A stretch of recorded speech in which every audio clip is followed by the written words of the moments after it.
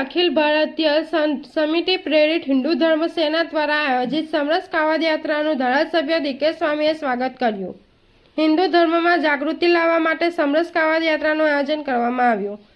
ભરૂચના રભૈયાવાડ સ્થિત પ્રગટેશ્વર મહાદેવ મંદિરથી 108 જેટલા કાવડયાત્રીઓએ કાવીકંબો સ્થિત સ્તંભેશ્વર મહાદેવ તીર્થ સ્થાને પાવન સલીલા નર્મદા મૈયા જળ લઈ અભિષેક કરવા માટે રવાના થયા હતા। જે કાવડ યાત્રા ગત રોજ સાંજના આમોદ તાલુકાના નહિયર ગામે આવી પહોંચતા ધારાસભ્ય ડીકે સ્વામી કાવડ યાત્રીઓ સાથે હિન્દુ ધર્મ સેના આગેવાનોનું પુષ્પમાળા પહેરાવી સ્વાગત કર્યું હતું।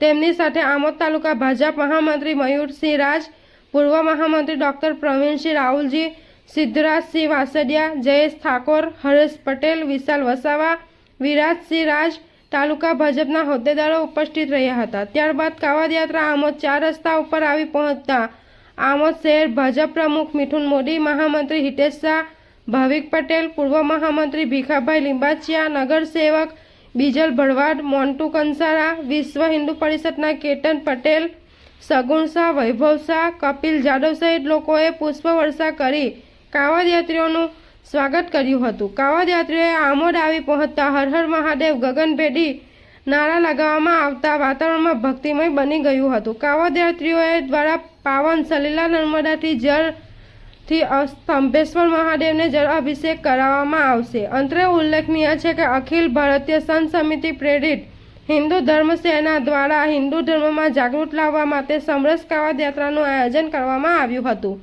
રિપોર્ટર અલમાસ બાદશાહ, આમોદ।